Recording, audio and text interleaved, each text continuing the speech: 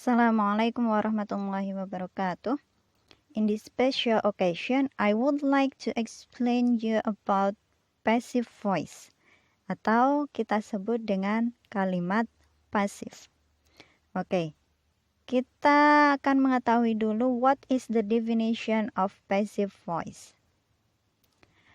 Passive voice adalah suatu grammatical construction atau bentuk grammatical di mana subjek kalimat tidak melakukan aksi, melainkan menerima aksi, or receiver of action. Jadi, subjek di sini dalam kalimat pasif tidak melakukan aksi, tetapi dia menerima aksi. Seperti apa? Contoh, saya makan nasi. Saya makan nasi. Saya di sini dia melakukan aksi. Melakukan aksi apa? Makan. Nah, itu kalimat aktifnya. Kalau kalimat pasifnya seperti apa? Roti dimakan saya. Nah, dikenai aksi atau menerima aksi, receiver of action. Kalimat aktif yang bisa dirubah menjadi pasif adalah kalimat aktif yang di dalamnya ada transitive verb. Jadi kalimat aktif yang bisa dirubah pasif adalah yang dia mempunyai transitive verb atau kata kerja yang harus mempunyai objek, yang harus diikuti oleh objek. Seperti make, buy, bring, write, and etc. Nah, contoh kalau kata kerja yang tidak mempunyai, yang tidak memerlukan objek seperti apa? Run, walk, speak, and etc. So next, how to form passive voice. Bagaimana membentuk kalimat pasif? There are 3 rules. Ada 3 aturan yang digunakan dalam membuat kalimat pasif. The first is change the object in active sentence into subject. Rubah objek yang ada di kalimat aktif menjadi subjek. Objek kita rubah menjadi subjek. Example, my father washes the car every Sunday. Nah, objeknya di sini adalah the car. Lalu kita rubah dia menjadi subjek. Kita letakkan dia sebagai subjek. The second rule, dalam kalimat pasif pasti menggunakan auxiliary verb plus verb 3. Jadi yang kita gunakan dalam kalimat pasif adalah kata kerja bentuk ketiga. Auxiliary verb seperti apa? Is, are, was, were, have, has, had, or model. Jadi itu semua adalah merupakan auxiliary verb.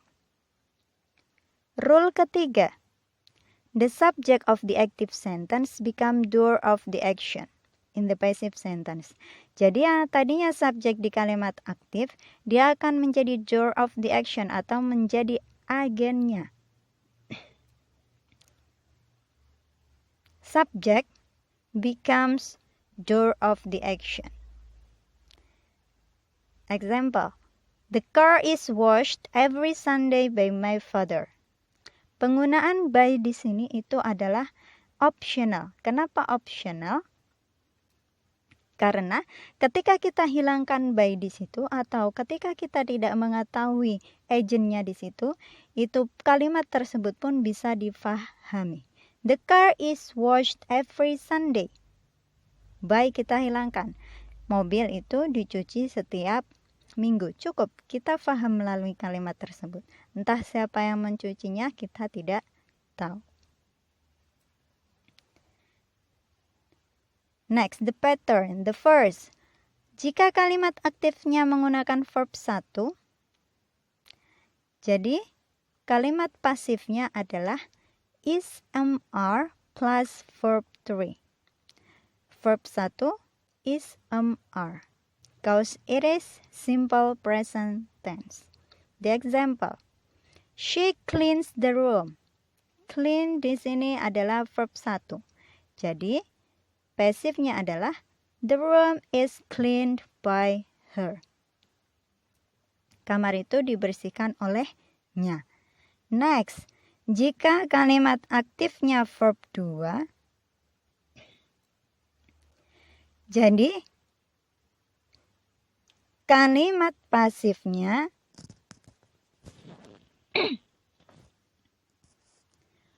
was, were, plus verb 3. Ini adalah simple past tense. She cleaned the room. Verb 2 di sini cleaned. Nah, the room was cleaned by her. Kamar telah dibersihkan olehnya. Next, jika kalimat aktifnya adalah is, are plus verb ing, maka pasifnya is, are plus being plus verb 3. Jika di situ kalimat aktifnya adalah verb ing, jadi untuk kalimat pasifnya kita hanya perlu menambahkan being. So it is present continuous tense. She is cleaning the room. Dia sedang membersihkan kamar. Pasifnya, the room is being cleaned by her. Jadi kita hanya perlu menambahkan being. Next, jika kalimat aktifnya was or were plus verb ing, jadi pasifnya karena di situ verb ing juga, jadi kita hanya perlu menambahkan being saja. It is past continuous. Example, she was cleaning the room.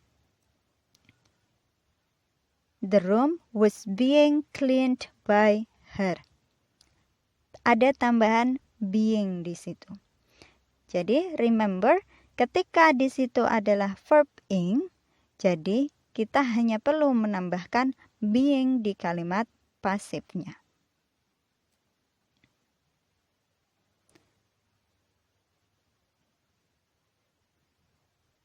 Next, jika kalimat aktifnya have or has plus verb 3, jadi bentuk pasifnya adalah kita tambahkan been setelah have or has. It is present perfect.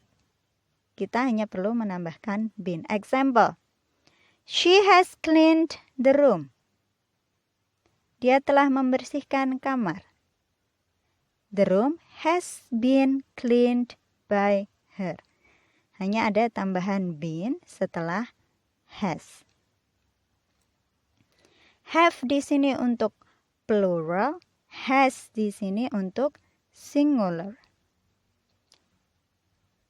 Next, jika kalimat aktifnya adalah had plus verb 3, maka kalimat pasifnya adalah hanya perlu ditambahi been.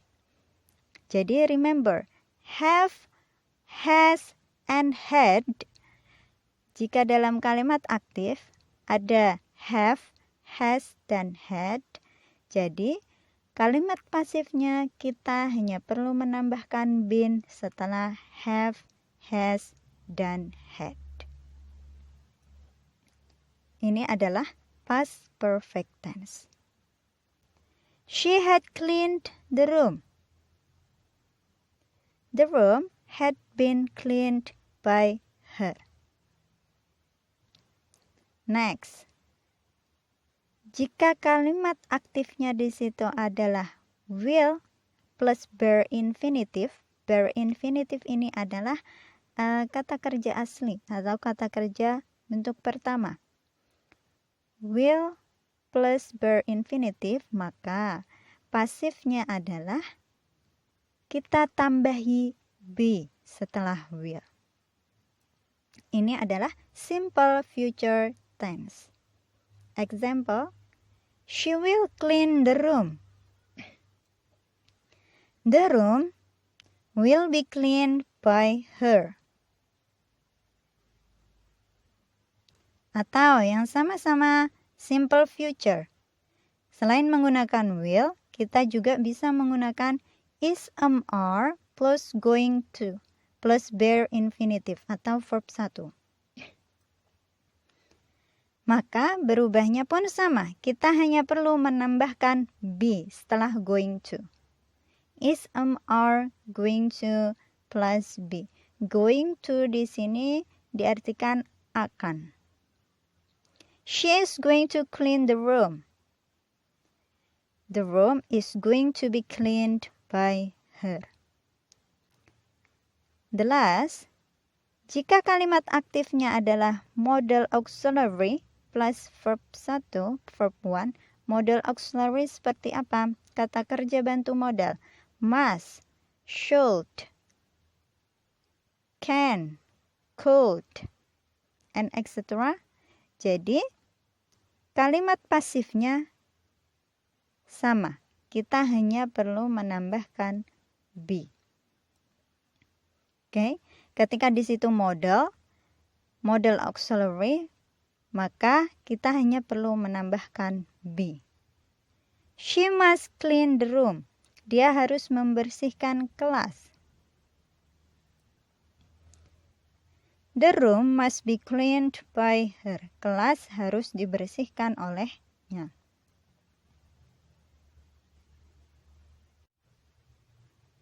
Next, let's do the exercises. Okay, try to change the active voice into passive voice. My mother made this ring. My mother made this ring. Nah, kita lihat kata kerjanya di sini adalah made. Dia adalah kata kerja bentuk kedua.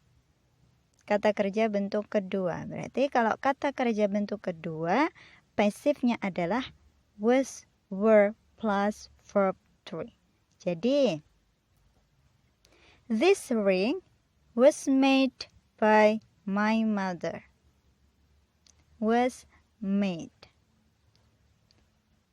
Next. They are repairing your car now. Mereka sedang memperbaiki mobilmu sekarang. Nah, verb ing di sini. Jadi kita hanya perlu menambahkan being setelah to be.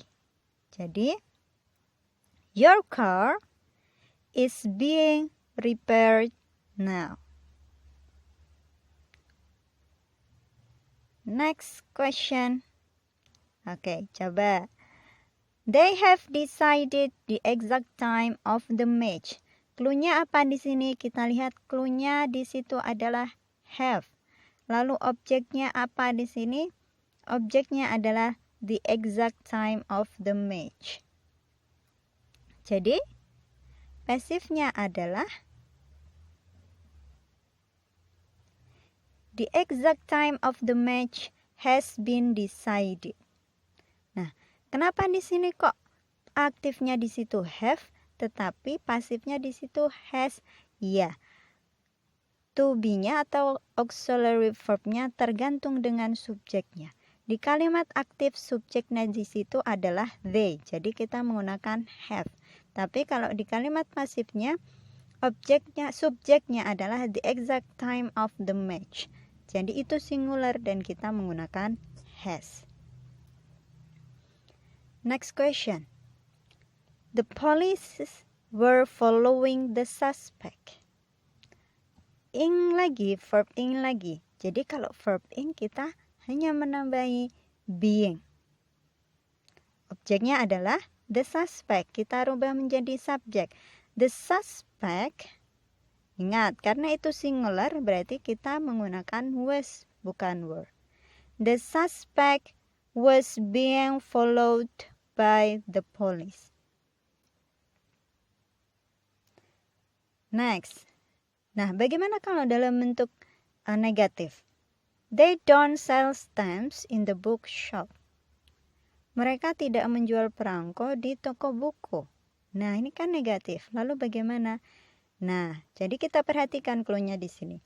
Kalau di situ don't, berarti sudah pasti itu adalah kata kerja bentuk pertama atau ini adalah simple present. Berarti kalau simple present tadi berubahnya ke pasif adalah menggunakan is, are plus verb to be. Jadi kita tinggal rubah the stamp aren't sold in the bookshop. Jadi not itu kan pasti selalu diletakkan setelah auxiliary verb. Jadi jangan bingung, tetap sama, hanya saja kita perlu menambahkan not setelah auxiliary verb-nya. They haven't watched the movie yet. Mereka belum menonton film itu. Haven't. Have di sini ya. Kalau have kita ingat di situ hanya perlu menambahkan been dalam bentuk pasifnya. Lalu the movie hasn't been watched by them yet. Sama, kenapa di sini has? Karena subjeknya the movie is singular. Next sentence. Nah, bagaimana kalau kalimatnya itu berbentuk kalimat interrogatif atau kalimat pertanyaan? When do you eat the cake? Kapan kamu makan cake? Berarti pasifnya kan, kapan cake itu dimakan olehmu? Oke, remember, do di sini adalah present, simple present. Jadi, when tetap di depan, tinggal auxiliary-nya yang berubah. When is the cake eaten by you? Kenapa di situ is? Karena kalau dalam simple present tense, untuk pasifnya kita menggunakan rumus is are plus verb 3. Next sentence. Are the students studying English lesson now? Ini dalam bentuk pertanyaan lagi. Dan di situ kita tahu ada studying. Studying verb ing. Berarti dalam bentuk pasifnya kita hanya perlu menambahkan being. Objeknya di sini adalah English lesson. Oke.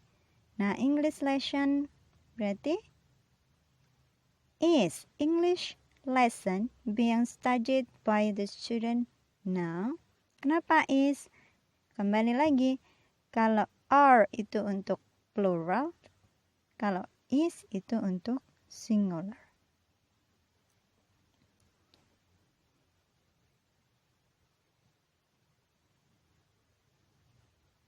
Okay, that's all about passive voice.